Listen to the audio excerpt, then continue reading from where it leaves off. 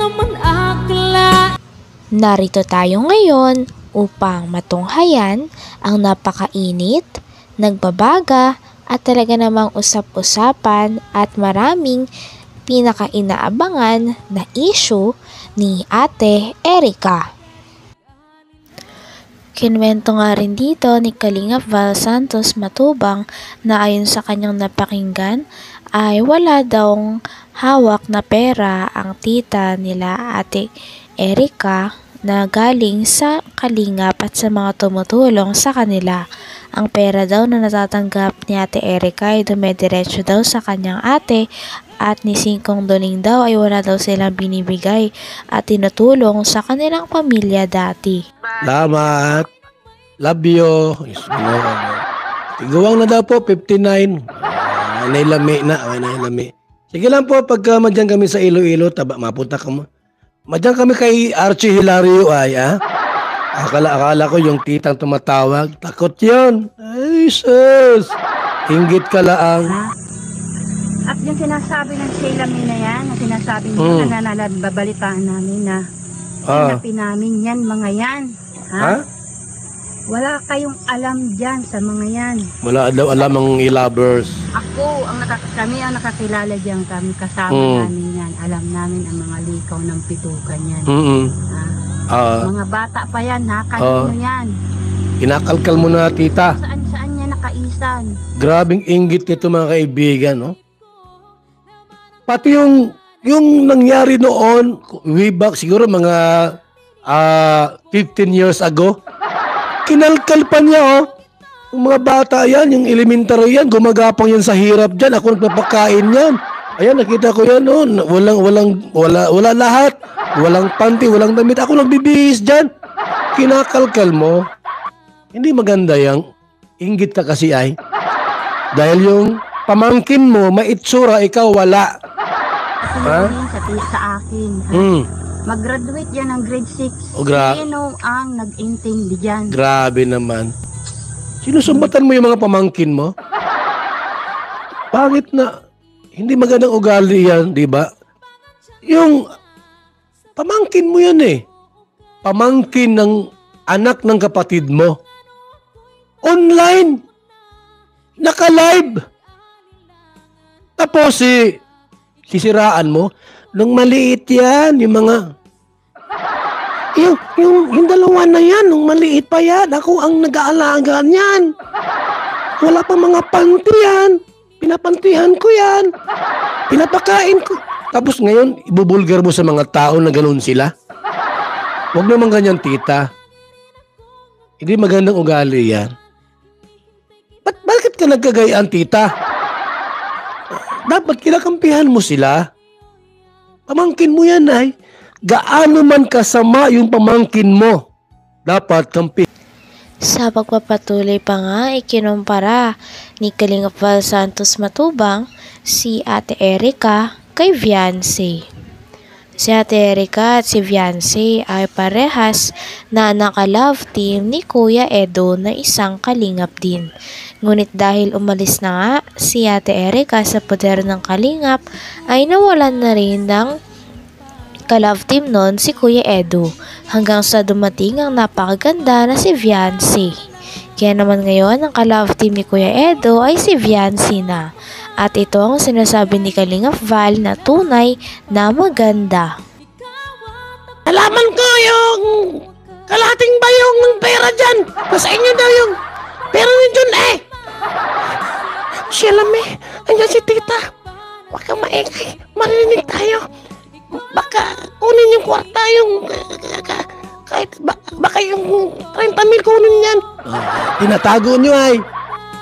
Tuloy, nainggit. May tsura yung dalawa kalingap. May tsura. Hindi sila maganda. I'm sorry to say. Hindi maganda si Erica at hindi rin maganda si Sheila May. May itsura lang po. Ang maganda po si Viancy. Si Viancy po ang maganda. Sexy na, may laman pa. Si Erica po, payat man yun. Payat yun mga kalingap. Maliit pa, mababa pa. Putot. 4'9" ang height ni Erika ay 4'9". Di ba tita no? 4'9" ba si Erika tita? Oo daw, 4'9" yan. Tapos payat. Hindi man maganda si Erika po, walang biro. May itsura lang si Erika. Pero hindi siya maganda. Ang maganda po, ining si Biancy.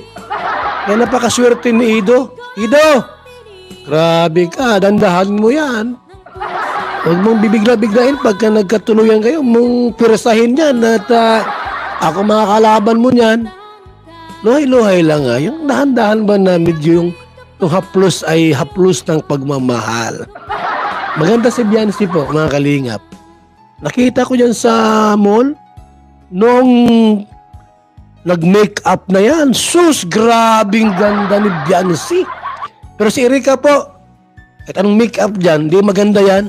May itsura lang po. May itsura lang. Inainggit itong si tita niya ayo.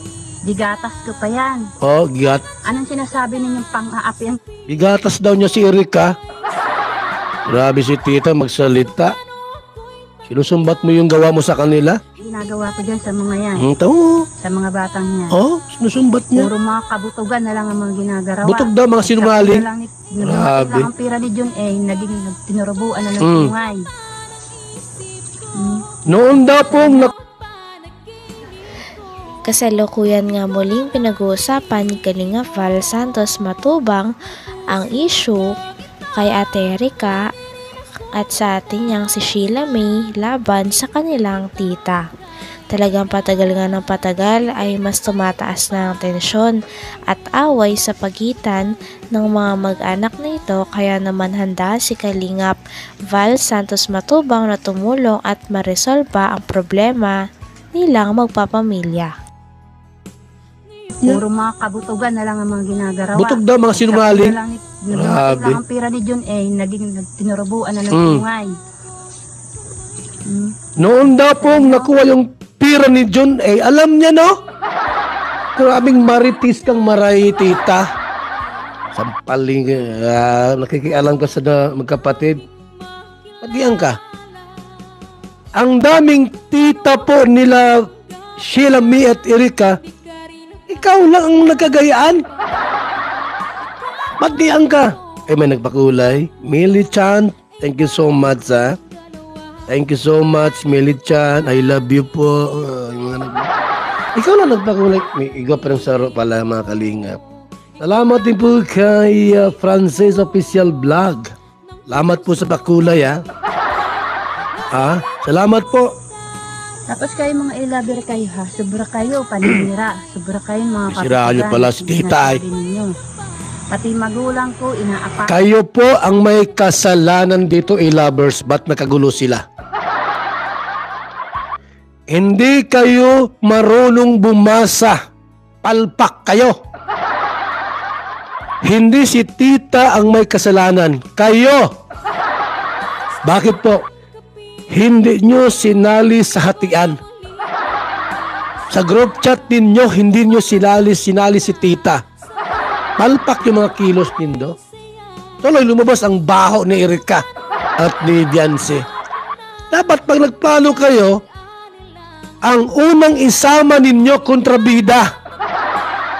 Sa pelikula mga kalinga, sa pelikula po ni Fernando Po Jr., kapag walang kontrabida, hindi magandang panoorin.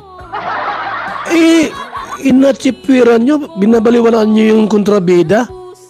Tuloy, nagbulgar.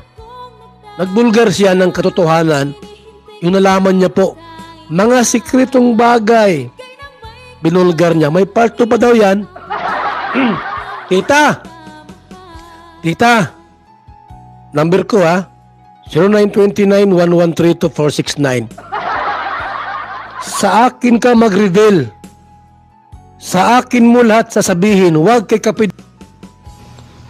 Hanggang dito na lamang muna ang ating napakainit, nagbabaga, pinakainaabangan at usap-usapan na latest issue ni Ate Erika.